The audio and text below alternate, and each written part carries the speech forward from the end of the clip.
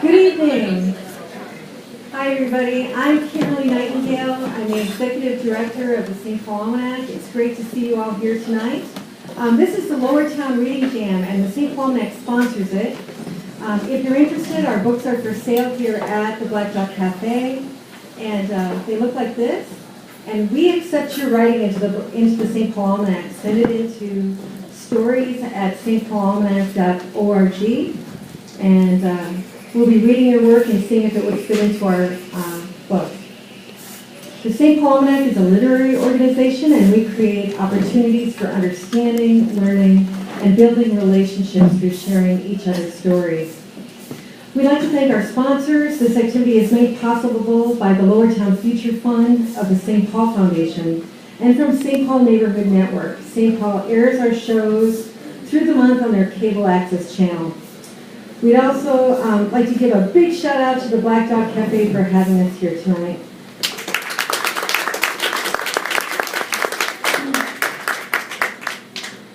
Tonight's show is your introduction to the new Minnesota Youth Poetry Slam team, hosted by the amazing Tish Jones and her arts organization, TruArtSpeaks. Tish is a spoken word artist, writer, educator, organizer, and activist in the Twin Cities. She's worked as a teaching artist with Pillsbury House Theater, Intermedia Arts, Culture Club, and many other arts organizations. She received the Artist of the Year Award by City Pages in 2009 and was Female Spoken Word Artist of the Year in 2009 at the Minnesota Spoken Word Association Urban Griot Awards. Please welcome the beautiful, the extraordinary Tish Jones.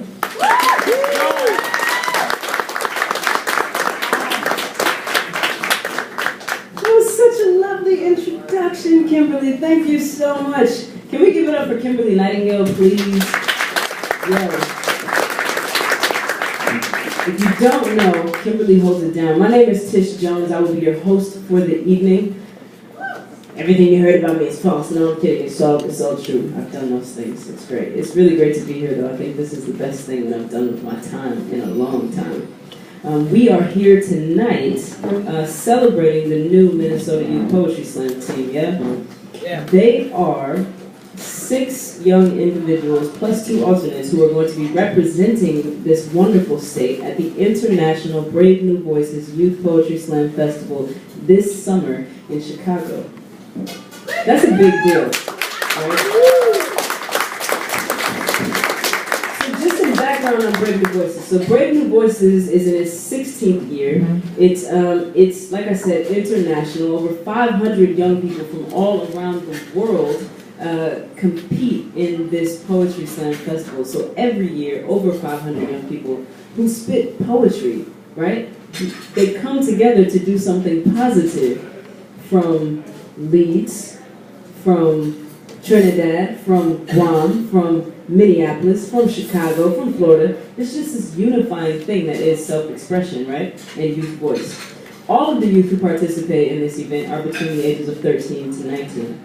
Right? So we're really big up in youth voice poetry and hip hop in this community. What I should also tell you about our team specifically is that these young people went through a somewhat grueling process, right? They went through 3 poetry slams here in the Twin Cities, a preliminary round, a semi-final round, and the final round, which folks like you, our community, came and supported them at Heart of the Beast Theater. It was packed. The event was sold out, and we selected these fine young artists. All right, that's all the funny stuff, right? That's the stuff you have to say, and then you get into the wonderful young people who are about to perform. Y'all are quiet, too quiet. I don't like that. I'm a hip hop head, so like I don't want to be up here like talking at you. Like I need y'all to go, woo, yeah, word, fresh, dope, flow. Try it. Go, fly, press. You gotta hit the at the end. That's, okay, look, all night though, it gotta be like that. It can't be anything other than that. Because if it's quiet, you know, no. All right. I'm gonna invite the first poet to the stage and we're gonna launch right into it and honor these young people and their voices. The first poet that we're inviting to the stage, he is an MC. He is a producer, a composer, a musician, a Patrick Henry High School student, a phenomenal talent, and one of the 6 young people representing Minnesota at BNB. Please give it up for Mika!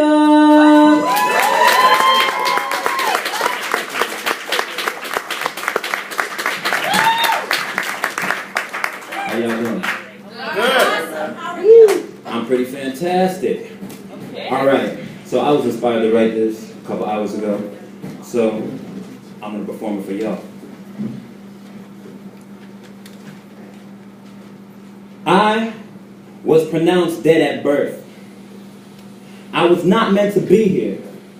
I am the result of drunk sex and broken condoms. I am the result of tears on my face when he hits you saying, pull your pants down. I am the result of real love over fake love. I am the result of a raped victim. But just because I was sown a bad seed, that don't mean I have to grow up to be a bad flower. What normally took 20 minutes was now a couple hours in the shower. And anytime she thinks sex, the taste in her mouth becomes sour. She had it, he wanted it, they were both fighting for the same thing, but that's only because according to the media, what's between her legs is considered power. Women, your body is a temple, and you should pray over, take care of, cover up a little. Don't put it all out in the open, because then you will only commit to somebody wholeheartedly to only come out whole heart broken. And men, don't go there with her if you're thinking she ain't it. 5 months ago you put it in, thinking it ain't shh. And 5 months later was when she felt the first kick. Mind shifted, your heart was the opposite of lifted, and now you wish, man, I should have wrapped it up like Christmas. And that night when he got drunk, picked up a condom from the street, hit you, told you to pull your pants down, you cried, your pants are at your feet, and you didn't fight, you just fell down to the battle in defeat, and you don't want to lose him, but you also don't want to get beat? Girl, please. They say no pain, no gain, but to be insanity, you don't gotta be insane. She said, I was looking for love, and I thought I found it. But how do I stand my ground when the people I'm around are trying to bury me under it?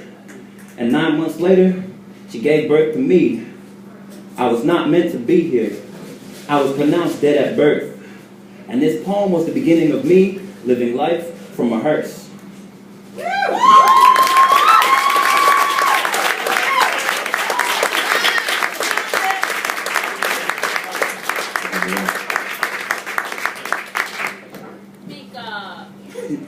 So this next one is called Venting.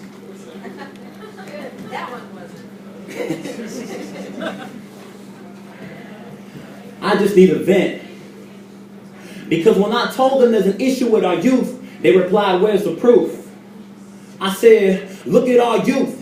Everything that they do, they're confused. And you know there's something wrong when you have to question what's true. Day to day, year to year, and night after night, you will fight for whatever without having a clue. But am I the only one that's sick of watching my brothers and sisters die over red, white, or blue? So the question becomes, how many peers of mine have to die until the peers of mine stop killing them? Hopeless, doubted, labeled criminals. And the wise encourage us, saying we can live life right. And that's the few of us that try. And like Peter Pan without wings, we can learn how to fly. But that's only if we, as a community, come together in unity and recognize that real eyes realize real lies. And it's hard. Because we live in a day and age where everybody wants to make money like Uncle Sam. Everybody wants to go hard like Sam I Am. When instead, we should be in church on our knees saying, amen. But the issue, we ain't got no support. Nobody believed in us. Who are we supposed to trust? Lust is supposed to be for the trust. Love is supposed to be for us. But the love was gone and we felt wrong. We were supposed to be strong, but we felt weak. And no matter where we went, no matter where we would go, they would say, the color of your skin is black. You're a criminal. I don't want you in my house.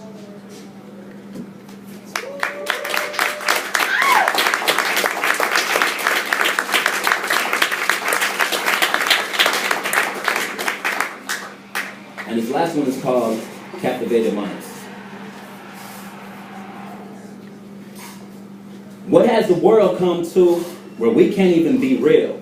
Be real? I will. Look, what has the world come to where we can't even be real? Be real? I will. Look, we trying to make it to the next day and we barely do at wit's end. It takes courage to stand and speak, the same to sit and listen in. Because free time is hard to find in the modern day captivated mind.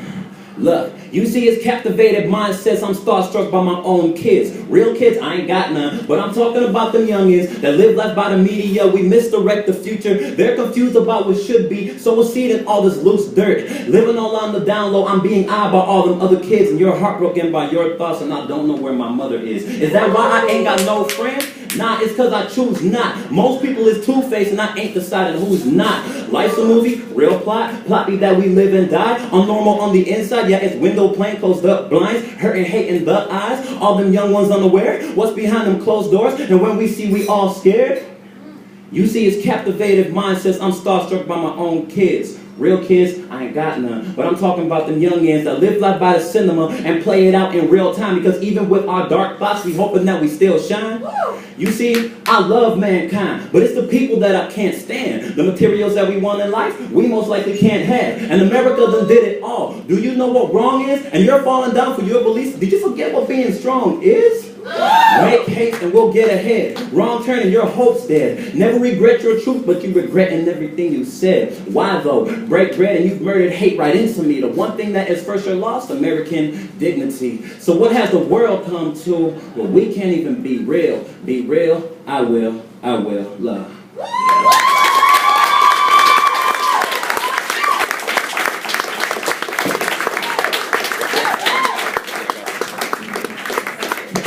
Word, that was Mika.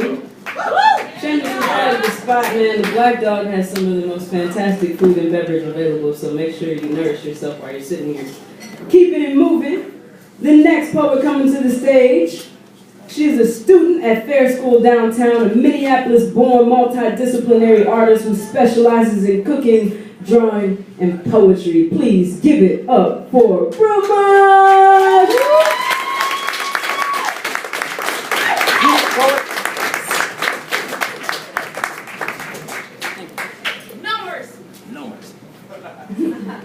Hi everybody.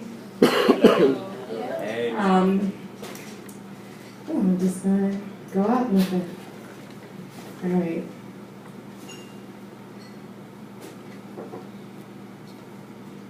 It's crazy how our memories are engraved into our skulls. How our life is a written piece dying to be read. On the inside of our head it has presented scars. Written in cursive on how he had tied her up. Wrists bound by ropes suffocating her veins. Tape as sticky as can be covered her screams. The gun nudged her head, sending fear down her spine, dispersed hate throughout her body, emotions spilling out her mind, 10 years young. Cartoons and coloring books are the only relation to the real world. Smiles were eternal, and the color of her lips didn't whisper, kiss me. The color of her lips screamed Kool-Aid and reeked of bubblicious bubblegum and pink starburst because all the other colors just aren't as good. She remembers the exact moment her life changed. 10 years young, cartoons and coloring books were the only relation to the real world, and the pigment of her lips didn't whisper, kiss me. He touched her. Eyes weren't for running anymore. Her X spot was X'd out. Check marks replaced all the empty spaces. How could a touch feel good after a touch had hurt? And when he kissed her, even through the sticky tape, she could taste a bitter lust. Bubblicious bubblegum and pink starburst now taste like bitter lust, only 10 years young. Mothers and fathers didn't yet have imperfections. Broken families weren't as broken as they seemed. She was being touched and no one was there to hear her screams. And when he took a shot, the bullet grazed her skull, leaving behind a trail of blood to show that water isn't the only liquid that drips into the crevices of her sacred body. That memories can be physically engraved into our skulls, and that her thoughts don't matter, nor are smiles eternal. Bubble is just bubble gum, and pink Starbursts don't taste good anymore. And kisses can be sweet, but they can be bitter too. It's crazy how our memories are engraved into our skulls. How our life is a written piece dying to be read on the inside of our head. It has presented scars. Written in cursive on how he had tied me up.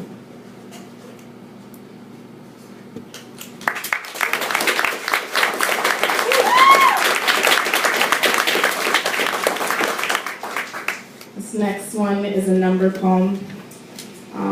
You can figure out why it's called a number poem, but here we go. 1. I've been banging my wall. Oh, God. Oh, sorry. 1. I've been banging my head on the wall for an hour now.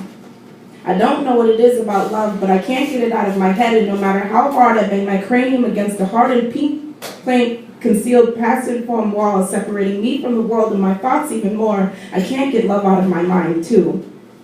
I try not to love boys, so I hope you don't think I'm talking about that. I've been deprived of kisses, but not the ones that tickle my senses and release loads of hormones, the ones that make me feel beautiful. The ones with itchy stubbles surrounding, the ones that leave thick red imprints of pores and glossy raincoats on the first day of school. 3, that's right. I don't think I'm beautiful. There's a dead tiger lily in my mirror, and I don't know if someone put it there or if it's been trapped with zero oxygen for its confidence. Either way, it didn't bloom. 4, I know that everyone's confused. 5, I have to wake up early 5 days of the week thinking about how no one loves me. I have to go to sleep for 2 of them doing stuff that shows that I'm unworthy. 6, I know it's attempted, but I will never confuse love with toleration. I will never confuse it with sex, drugs, birthday presents, family dinners, or even the simple 3 syllables, I love you. 7, there's 7 days of every week to prove to me that you love me. There's 52 weeks in a year, and 936 weeks from the day I'm born till I'm 18, then I'm gone. 8, I'm confused on where your priorities lie, Mom. And no matter how much you speak those words, you'll always love that man more. And Dad, I wonder why it took you so long to figure out that I need you in my life. So no matter what epiphany you've had, I've lived most of it thinking that you didn't love me. 9, I don't think I'm beautiful. And the guy has never talked to me with sincerity in his voice, and I don't know what it is about love. I've heard it a million times. I know it's been attempted, and it's not getting through. It's just not getting through. 10, I'm 17, and I sit in my room and write poetry on what I think love is, and what I think it feels like, and how to approach it, and how to treat my body, how I'm going to show it to my niece, and never a poem about how to love myself, or how to let my parents love me.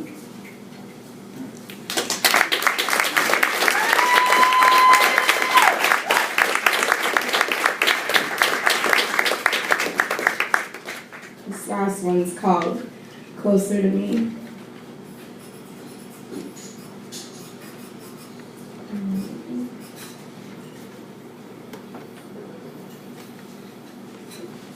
All along I believed I would find you. Time has brought your heart to me. I have loved you for 1,000 years.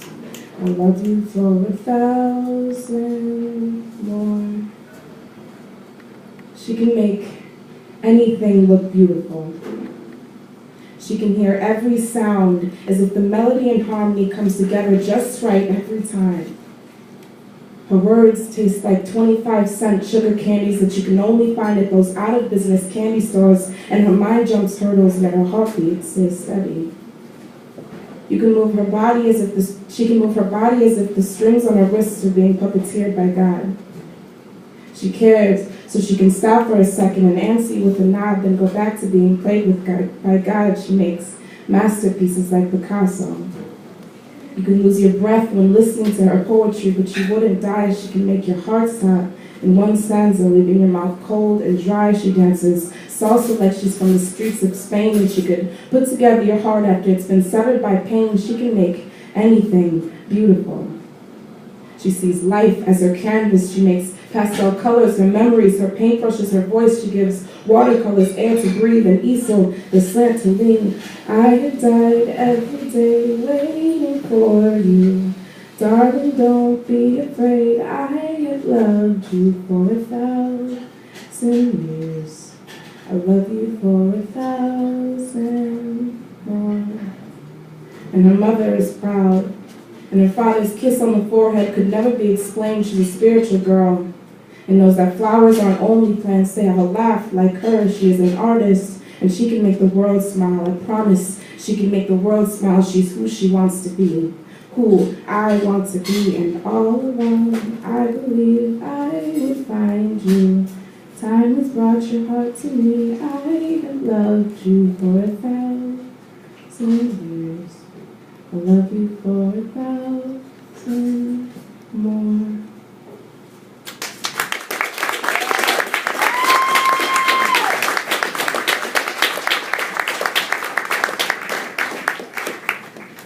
Awesome. How y'all feeling? Great. Remember that? That's what's up. Yeah. Grunts always make me feel good. Yo, it's been powerful, right? The poetry so far. I feel like these young people are really exploring some deep, heartfelt issues. Yeah? Yes. Yes. Word. I agree. That's what it's about, though, right? Our future lives in their story. So it is important that their stories are heard. Yeah? Yeah. Fresh. Let's keep it moving. The next poet that I'm going to invite to the stage is one of the two alternates who, with your assistance, will more than likely be traveling with the team. So here's how this has worked in the past, right? Minnesota has successfully sent 7 teams to Brave New Voices. These teams have traveled to Brave New Voices and been funded entirely based off of community support and donations. Yeah, that's a big deal. So every table in the room has a sponsorship sheet on that table. Look down, find yours. Yeah, look down, find yours. This is the teacher number, right? Yeah, so if you have it, the top half lets you know like what your money will be used for. The bottom half of this sheet lets you know what the benefits to you, aside from knowing that you like mega supported these young people, right, and help them travel and get to the next level of their artistry and just their personal development. There are some benefits listed on this paper, so take a look at that. A little later on, we'll maybe pass the hat, but your donations will be much appreciated. Yes? Interactive, not like it's not, there's no wall here. This is mega interactive. What? Yes. Calm down, Everybody got it? You all good? You understand that I'm going to do this? Yeah. I'm going to make you feel uncomfortable in the most loving and comfortable way possible. That's my job as the host and my calling on this planet. So anyway, the next poet coming to the stage is Many Things, but above all things, she is human. Please give it up for Shaba Gabrielle.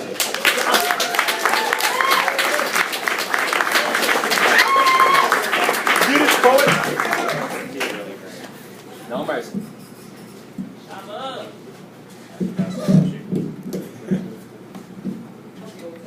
Okay, I'm gonna deal with this. Microphones are weird. Hi, everybody. I'm really doing well up here. Thanks. Okay, so as you can tell, I'm really nervous because I haven't done spoken word in like a couple weeks, so this is weird. But this first poem is called Finding God.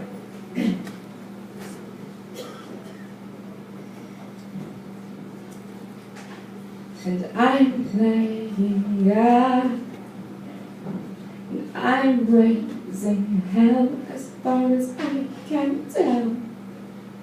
And I'm all alone, alone in this world, alone with you. I used to play hide and go seek with God, except I never got to hide. Instead, I was always seeking, and I always found God so easily. They were always right there in front of me, always hiding in plain sight. It was never much of a challenge, so eventually, I got bored with this game. Decided it wasn't worth my time, so I stopped searching until one day, as the walls of a place I called home began to slowly collapse in on themselves like a poorly constructed rabbit hole, I began to miss my old friend. So I began looking again, harder than I ever thought possible, in more obscure places than ever before. But I had forgotten God's #1 rule, that they would never hide from me in a place that I did not know existed. So I began to develop the feeling that God was living on the coast of Africa, pushing themselves further and further away from me with the use of invisible tectonic plates. I believed this until one day I found God in a stranger's backyard. Caught glimpses of their face being picked up by autumn winds. Felt their fingertips in the buds of tree branches in the spring. My freshman year of high school, a young girl no older than 6 tugged on my sleeve for no reason other than to tell me that I am beautiful. That night, I smiled myself to sleep, telling myself that this was God. In 8th grade, I experienced my first kiss, and it was perfect, and I knew for a second that that was God. I once saw my little brother get hit by a car. He then proceeded to stand up, brush himself off, and burst into tears because he did not want any of us to tell our father that he had neglected to look both ways before crossing the street. I, on the other hand, sighed in relief because I finally knew what God looked like. There's no place that I did not find God after that. God lives in abandoned caves and hides in rocky tree-trunks. God lives in the palms of a newborn child, in the marrow of a man with leukemia, behind my great-grandmother's eyelids. God is always. I realized this when I ran into God on the street one day. The collision startled me so badly, I nearly spilled all of the contents of my backpack onto the sidewalk. God bent over to help me gather all of my possessions. They were drenched in sweat, wearing Skechers and a white t-shirt. Before I even had the chance to apologize, God smiled, stopped me, and said in a voice that tasted like sugar, "It's okay. And I'm playing God." God then proceeded to stand up and continue their jog across the street, and I'm raising hell as far as I can tell, neglecting to look both ways. I'm all alone. That day, I saw God get hit by a car, alone in this world. They did not get up, alone with you. I wondered if somewhere out there there's a father that I'm not supposed to tell.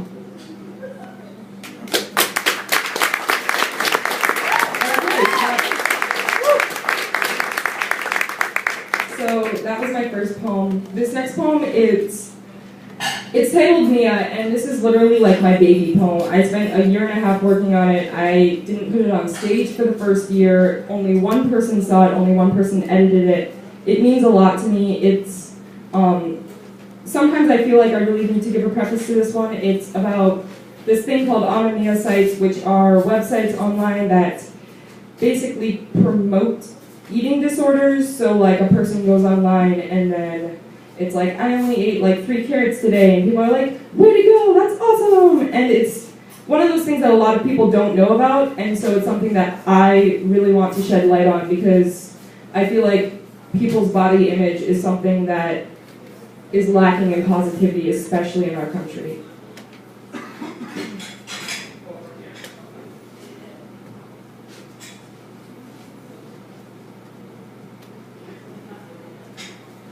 Dear Mia, it's winter. The trees look so beautiful this year. They've lost all of their bulk. They're so lean. Sometimes I wish I was a tree. Love, Gabby. Dear Gabby, you ate lunch with strangers today. How did that make you feel? How long did it take for you to realize that they were watching you? How many bites did it take for you to feel full? How did it feel to be a pig? Love, Mia. P.S. Trees are huge. Don't be a tree. Dear Mia, I know. It felt horrible. Actually, no, I felt worse than that. I felt translucent. I knew they were watching me the moment that waitress set that plate down in front of me. 2 bites in, and I knew I was going to burst. I wanted to go hide in the darkest corners of myself until I knew it was over. Love, Gabby. Dear Gabby, stop feeling sorry for yourself. You are not worth it. Instead, just punish yourself. Stop glancing in the mirror. Instead, stare into it. Naked. Any space on your body that you do not see bone is fat. But still, reflections lie. So use numbers. If you don't know how to do this, let me help you get started. You are 5 feet 6 inches. You currently weigh, give or take 135 pounds. Muscle does not exist, which means that you are at least 20 pounds away from being beautiful, at least. Gabby, it is a long process, but there are 3 things you need to start out with. 1, run. Do not stop. When your body feels like it's about to collapse in on itself, keep running. This is how you will know you are getting stronger. 2, never, under any circumstances, ever eat alone. Other people become your gauge for self-control. And 3, punish yourself. Gabby, this is the most important part next to keeping everything a secret. Remember, beauty is pain. Love, Mia. Dear Mia, I think my parents know something. They've had me sit down with them to eat dinner every day this week. I've gained 3 pounds. They seem worried. I don't see why. I'm almost pretty. I can't stop now. Love, Gabby. Dear Gabby, be more careful. Carry granola bars and water with you everywhere. This will keep you safe. Wake up early, make breakfast, flush it down the toilet, leave the dirty dishes in the sink. Get them off your scent. Gabby, what you're doing isn't wrong.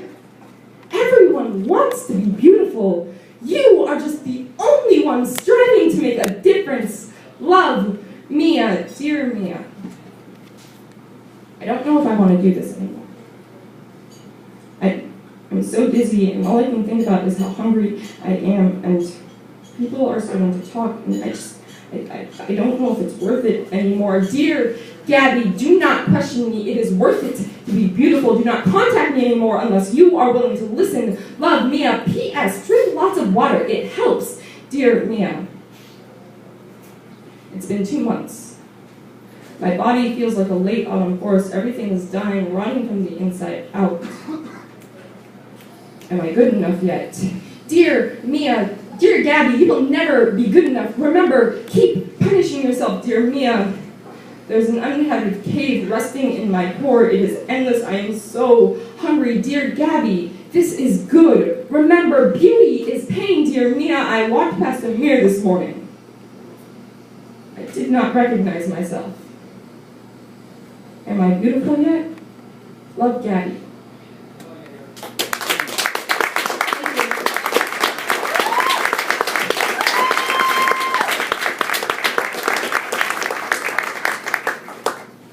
Awesome. Yes. Is that a signal for me? No? Okay, I didn't know. I was like, what's up? Kimberly threw me off. I had this whole spiel that I was going to give and everything. Okay, no. So what I was going to say is that I want us to give it up for Shaba one more time.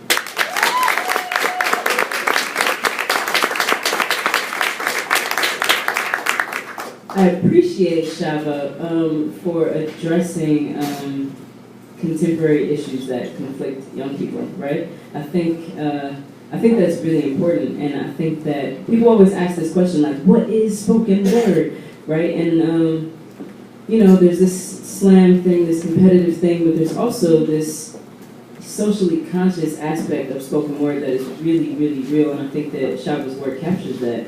Also, the next young man, my first encounter with his work is the same thing. It really validates spoken word and hip-hop, because he's an MC as well, right? So it really validates hip-hop as a social justice movement and culture, and also the validity of spoken word and hip-hop and the way that they address our issues or issues in the community, right? So the next poet is, as I said, an MC, a super talent. He's super socially aware of his environment. Please give it up for Luke.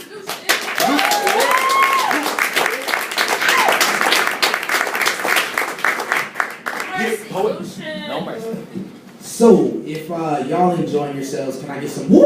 Woo! Yeah, can I get some? Because y'all kind of dead with the snaps, and we need to pick that up. So, all right.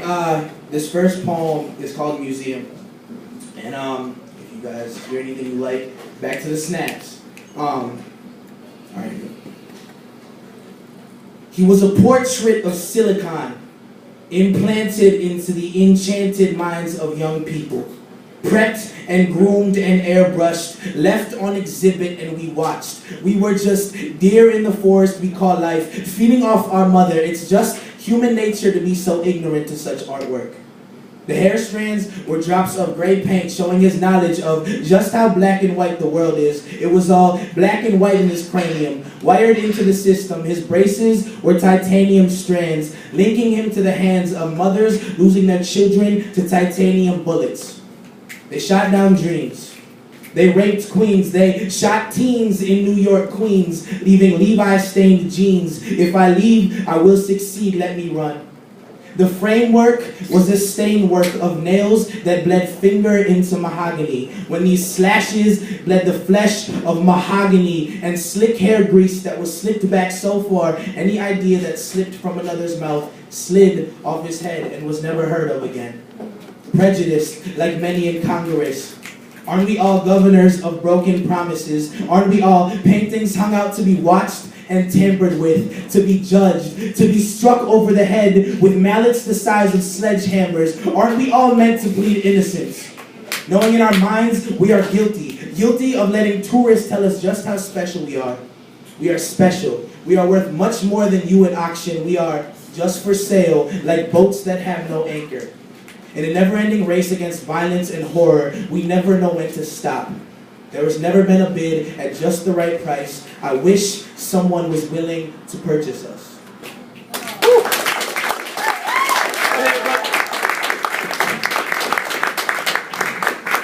And hey, you know what, Tristan? Can y'all hear me? We need the mic. We need the mic? All right. Yeah, you're on TV. Me and Mike's going. Right. This next piece is called On the Can, and it sounds really weird, but you guys will get the gist of it as I go on. So, we are all just Nike socks, Nike shoes, Nike bags, Nike boots, Nike hats. Nike, tell the truth, you try to label me. Aren't I supposed to be what the rest of the world thinks of me? We are rusty nails that never seem to fit in right. We have drill bits attached to our brains, pounding in our insecurities, stomachs full of, I wish Dad paid more attention. And blunts rolled up like, Mommy never approved of my dreams. Please, Mommy, don't take the paintbrush away from me. We are stoners. We are buried nooses going back in reverse because every stereotype hung around our skin color is never erased from the canvas. We are Granddaddy's shirt he wore in high school, and cheap woven chucks and nylon boots with made in China sketched into the bottom. We are bet your bottom dollar the sun doesn't exist type realists. We are an era of rap lyrics dumbed down so the remaining brain cells we have can comprehend them. We are Nike socks, Nike shoes, Nike bags, Nike boots, Nike hats, Nike tell the truth, you try to label me. Aren't I supposed to be what the rest of the world thinks of me? We are the era of black ink on white pages, of black ink on white and black faces, of tattoos of every homie dead, tattoos in cursive across my chest. It's funny, the other day I asked my father if I could get one. The era of ask your parents at 15 if you can get one. For some reason we like the idea of needles piercing our flesh. Maybe it's a way to feel something resembling death. Of the ancestors who had whip slashes piercing their backs. Man, I don't know. Man, my stomach folds every time I read a slave poem. It's weird, I always write in blood red pen. It's weird, I always curse when I'm with my friends, but never the same person when I'm not with them. We are tattoos, poetry, partiers, ADD. Hey Nike, I will never let you label me. Again, the shoe has come off. I'm here. I am every thought the abandoned child has. I am every camo short wearing kid. I am the 21st century. Kanye wrote a song for me.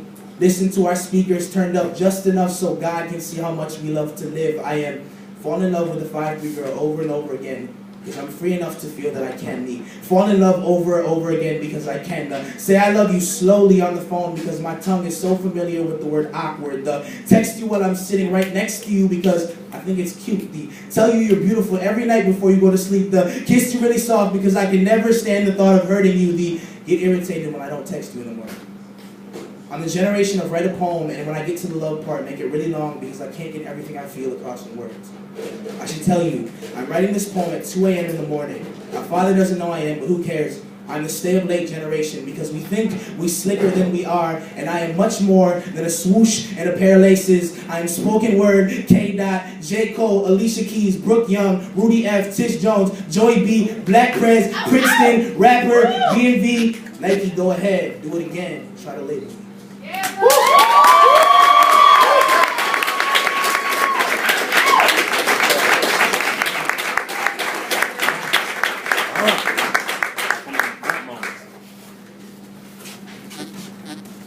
I want to continue Luke's poem. I want to add to it. I am the generation that reads my poems off my cell phone.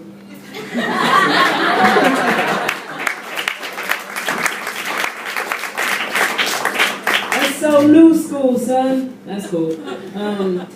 Word. So the next poet that I'm inviting to the stage, I'm going off script for this one because I'm just really happy to have this poet. I'm happy to have all the poets on the team.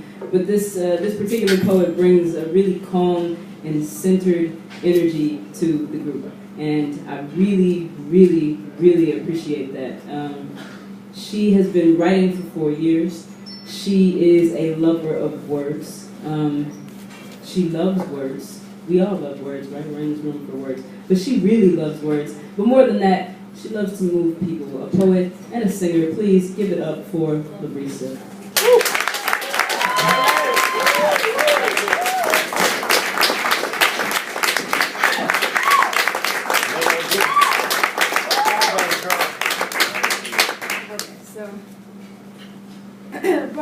That was written in pencil, not aware that the light was going to be like that, so hopefully this will work out.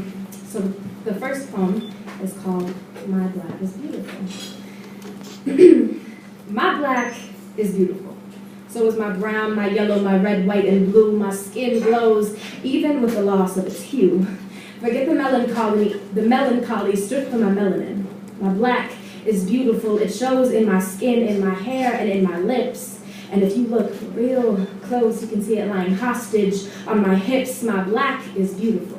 Regardless of what you see, you say, child, you right. I say, I'm whatever color I choose to be.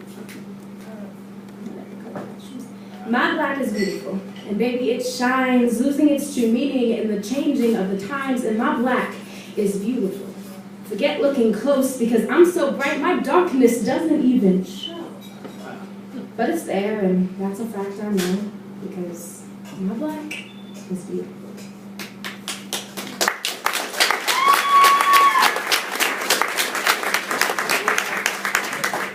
Okay, these little loose pieces are not fun. She writes me poetry, scatters her admiration, page after page. All I ever really wanted was to save her. But all she ever really needed was someone to love her, and at night you can catch glimpses of her wandering eyes in search of her knight in shimmering armor. She dances on light feet, losing herself in the search for dukes and princesses. She's the most beautiful thing I've ever known.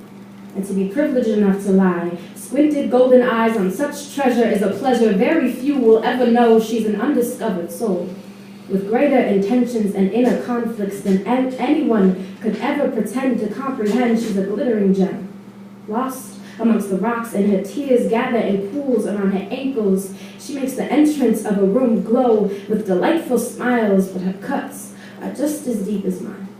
And she contemplates skydiving with no parachute. Once in a while I catch her slipping, rambling about the end just a little too long and thoughtful. She wants to leave with a bang, but is afraid to be forgotten, so she carves her name in cement. Between the major arteries in my skin, she's unforgettable.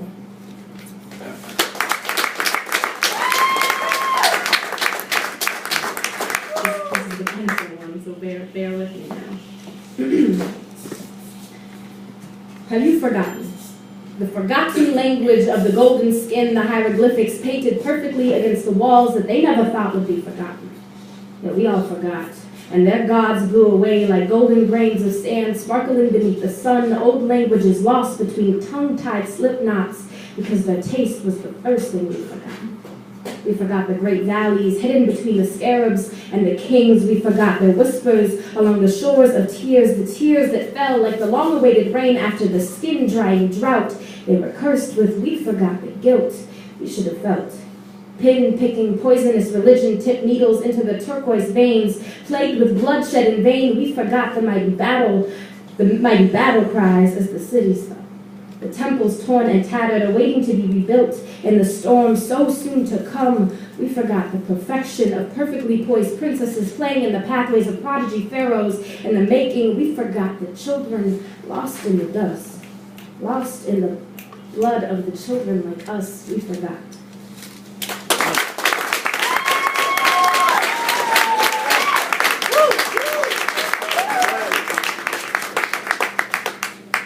Hey, make some noise if you want to know where you can connect with these young people, maybe see them again, hear their work. Y'all interested in that?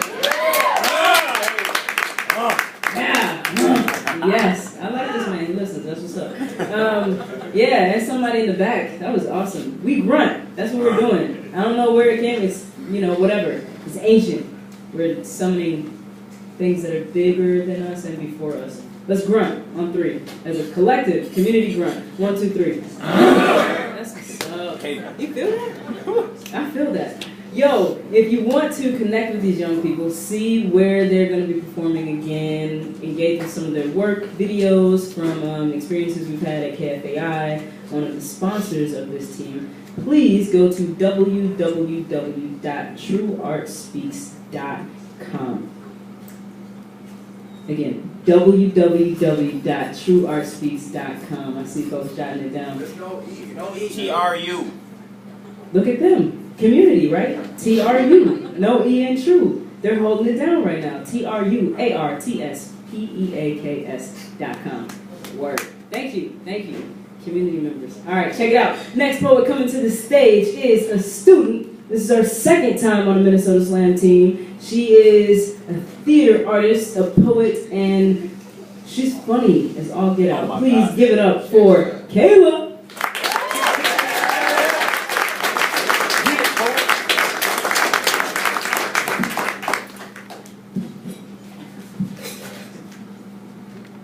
Hi. Are you guys having a good day? Is it a good day for you guys? Yeah. Just, everybody, good day. Yeah.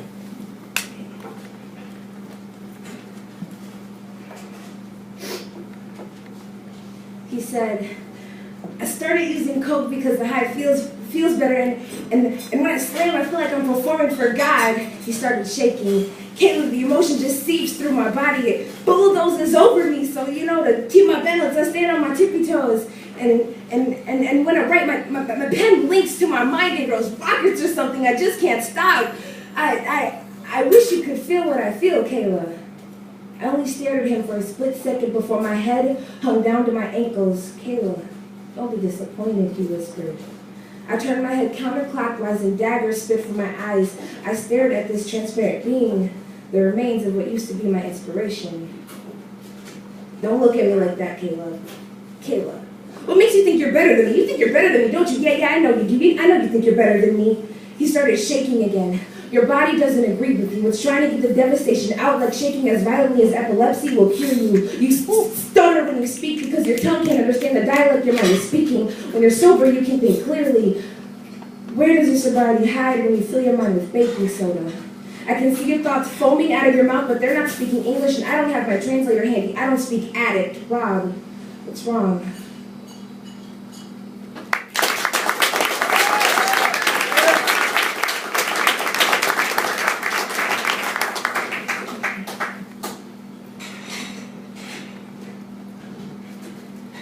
I know you can't hear me, but I'm talking to you. My words will only last as long as poems do. Damn, I miss you. We were laughing to the rhythm of waterfall conversations, blinking into an endless sky, hoping our last day alive is spent together. We were poster children for love, fireworks exploding too soon, and something unexplainable holding us together. My thoughts were never in tune, in this pull I got from you, like gravity unholy grabbing at my waist. I remember hands in our pockets, 184-minute long conversation, hugs that made Oreos jealous, cheeks blushing so hard. Stairs, silences. I remember exactly what street I walked on when we smoked our first cigarette. And you don't have to remember, it's something you debate about over lunch. I remember sobbing into your chest for the first time. It was the only time you hugged me without your arms. I remember kicking, not in a swimming pool, not to scare the monsters away, we just felt like kicking, walking around this bad parts to cruise through the beauty to get you home every night. I remember packed sardines in a can just to go to a movie. I remember stage lights and transitions. I remember only a few words that rolled off your tongue, but I will never forget the love.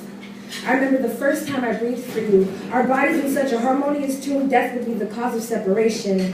I remember our spot, a nice little path next to the track, a place to call ours while we called each other mine. Know this. I really understand that you have no idea who I'm talking about, and that is the point. I don't want you to hunt any of them down. I don't want you to punch them in the face. There was no horrible twist where I got cheated on. Oh.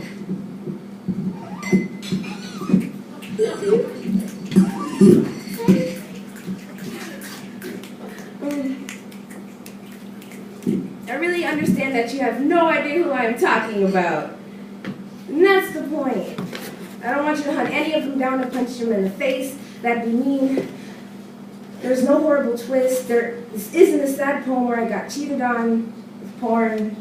I'm only reminiscing because it's 12 o'clock and I'm bored, thinking about all the times I cherish. Makes time go by a little bit faster. It makes me feel a little less alone. Woo!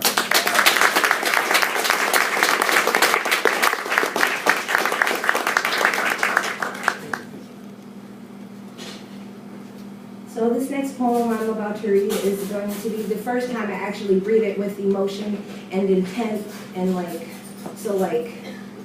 just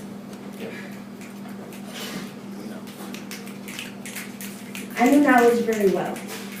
Knowledge is my dad's brother. Knowledge is my uncle. Knowledge was the name he was known as.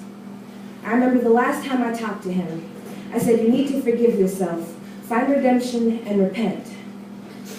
Me and Knowledge have a lot in common. He used to tell me the voices in his head were clawing through his synapses and pulling the essence of him out. He wasn't thinking for himself anymore. What was that? It was nothing. You didn't hear anything. The voices used to speak for you. I didn't hear anything. You told me the voices in your head weren't your own. You told me the unforgivable thing that made you doom crawled like spiders. It's just your leg hair. Did you think bringing a bottle to your lips would drown them out? Did you believe your family didn't love you? I love you. Were egos too big for one house haunting? Was it hard to believe in yourself? I believe in you. Did the line between nonfiction and fiction blur so well together that it was normal to see purple bunnies without dementia? Do you see that car parked in the sidewalk? Knowledge? Walking the street, it's safer. I never believed the voices would control you. I didn't think. Was the train imaginary when it started pulling towards you? Was it your midnight train, Georgia? Were you getting ready with the people? You don't need no baggage, you just thank the Lord. Did you feel the rail get hot? Did it sear your flesh a little bit? Could you not hear the train groaning towards you? Did you wake up when the first wheel broke your arm? Were you conscious when the train severed your head from the body? Were your parts scattered between pit and arcade? I lived right up the hill from that train. I walk over the bridge, emotion building in my throat, air leaving my lungs like I just ran through purgatory. I know it's been 5 years, but it still hurts just like knowing it'll happen tomorrow. I always close my eyes when I reach the track because I don't want to see anything the police forgot. Was it for everlasting silence what you prayed, Knowledge?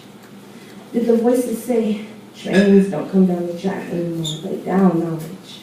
It was so easy to lure you in, Knowledge. I will never forget Valentine's Day, and I know that train appreciates its first bloody Valentine in years. And I don't know if you forgave yourself. I don't know if you repented. I don't even know if you fully believe in Christianity, but I forgive you, I forgive you, I forgive you, I forgive you, I forgive you, Knowledge. Because really, that's all you needed.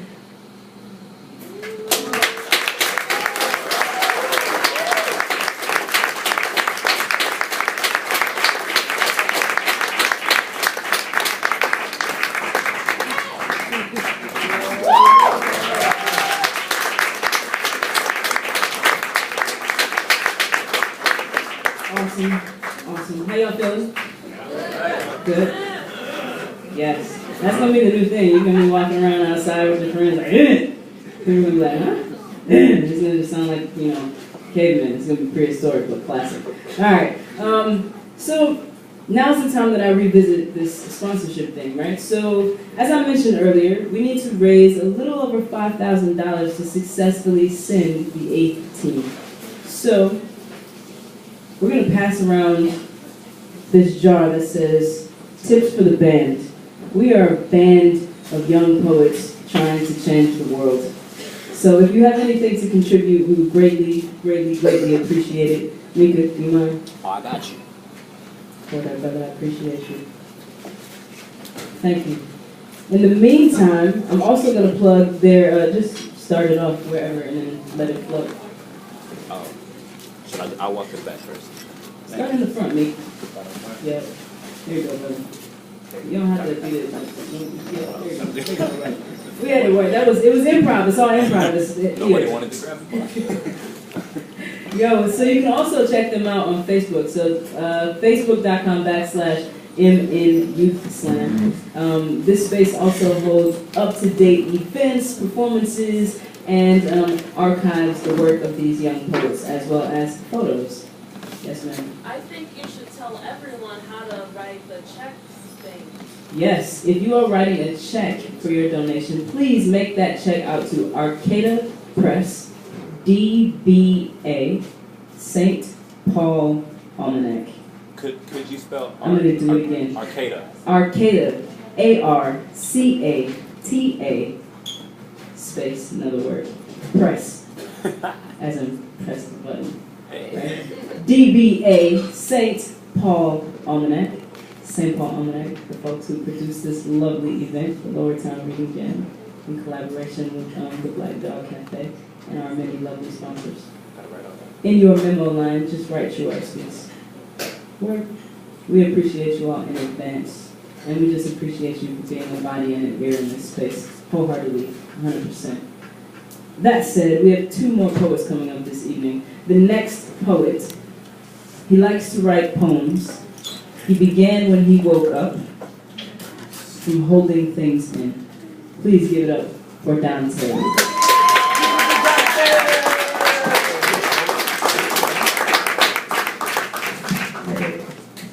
Donte, I'm so happy to be here. This is so fun. The energy is like, yeah. This microphone is like, it's like tape. Perfect. This poem is called Old Rondo, and it's a dedication to my old neighborhood in St. Paul.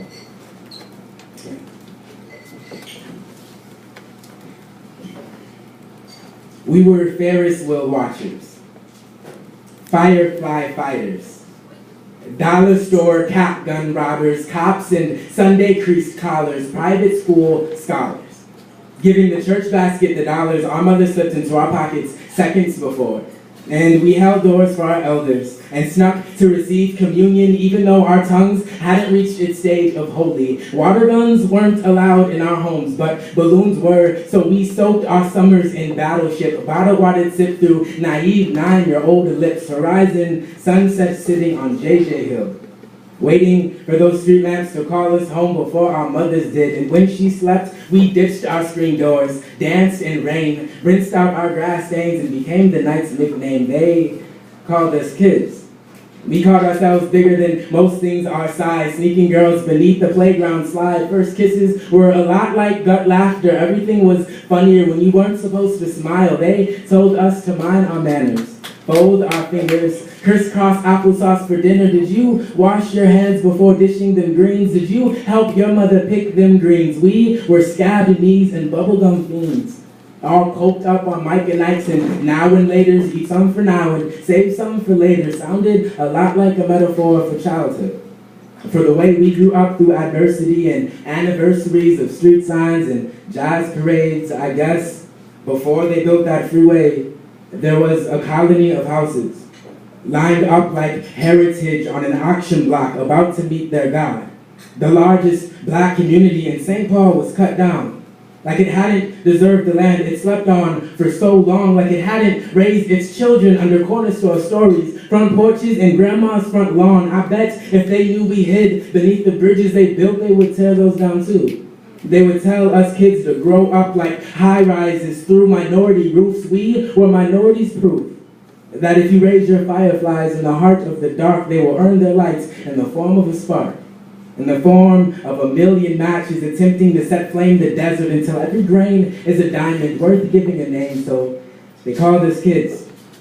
We called ourselves the reason this neighborhood lives, the reason you can clear your throat and conscious and enjoy the right to breathe. Our pigment permanent in cement silhouette, so our street lamps never have to leave. We were our front door keys, our tattered shoes and collard greens. Our mothers awoke us at dawn, told to walk down the block to Golden Time, given enough money for a coffee and a Krispy Kreme. And if I remembered to bring 4 creams, 4 sugars, a stir, she would always blow me a wink, one that meant the top of the world, or at least the Ferris wheel peak. Thank you.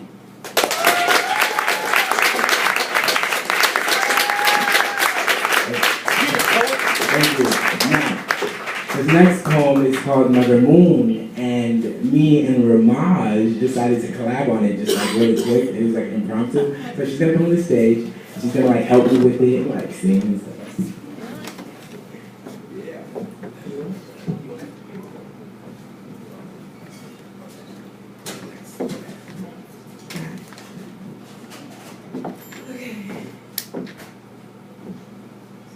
I've died every day waiting for you. Darling, don't be afraid. I've loved you for 1,000 years. I love you for 1,000 more. Mother Moon she is, the fingernail clipped, draped from the tip of God's graceful hands hanging loudly on that silent night she is. Cookie cutter mother she never was.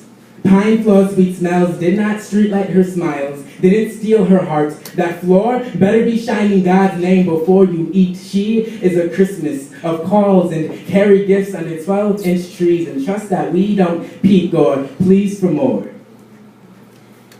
All along I believed I would find you. Time has brought your heart to me. I have loved you for 1,000 years. I love you for 1,000 more. And she is more. She is wax that leaked from buffers, bending backs to polished floors. Her mother raises us on the love she has. And her mother, and she is more. She is wax that leaked from buffers, bending backs to polished floors. Her mother raises us on the love she has left. She is cut from her family portrait, pennied into ashtrays. Long before me, she was girl. Before mother, she was girl. Before divorce, she was girl. Dressed in dreams, dressed in the night that seemed so close to her, she was me. Raised with 9 brothers and sisters, in a home too small to smile in a home too big to try to keep silence in, with a mother trying her best to love all 9 at once. She was a girl, dressed in dreams. I ride every day waiting for you.